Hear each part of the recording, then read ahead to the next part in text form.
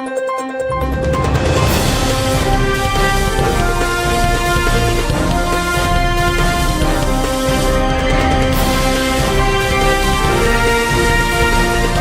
नगरी 24 तास न्यूज, रोखोक बातम्या आणि बरच काही. उद्धव ठाकरेंच्या शिवसेनेचे खासदार संजय राऊत यांनी उपमुख्यमंत्री अजित पवारांच्या अपघाती मृत्यूचा मुद्दा सोमवारी राज्यसभेमध्ये उपस्थित केला. या प्रकरणाची चौकशी केली जावी अशी मागणी राऊतांनी केली आहे. या संदर्भात आज पत्रकारांशी चर्चा करताना त्यांनी अनेक प्रश्नांना उत्तरे दिली.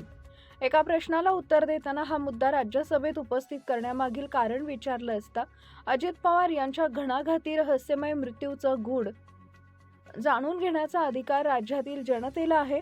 हा मुद्दा आधी मी नाही तर अजित पवार यांच्या काही आमदारांनी नेत्यांनी उपस्थित केला होता. मी फक्त तो राज्यसभेत मांडला असं म्हटलंय. भाजपच्या भ्रष्टाचाराच्या फाईल माझ्याकडे आहेत असं अजित पवार म्हणाले होते. त्यांनी पुणे पिंपरी चिंचवडमधील भ्रष्टाचाराचा मुद्दा उपस्थित केला होता. अजित पवार अर्थमंत्री असल्यानं त्यांच्याकडे बरीच कागदपत्र तयार झाली होती. त्यावर भाजप अस्वस्थ होती असंही राऊत यांनी म्हटलंय. अजित पवारांच्या राष्ट्रवादीचे ज्येष्ठ नेते छगन भुजबळ यांनीही अजित पवारांचा अपघाता प्रकरणाची चौकशी मागणी केली असून यावरून राऊतांना काय प्रश्न विचारण्यात आला. मी काय वेगळं सांगत होतो आहे. फक्त मी आधी विधान केलं होतं की हा विषय संसदेत रेकॉर्डवर विषय आणावा असं मला वाटलं, म्हणून मी तो मुद्दा उपस्थित केला.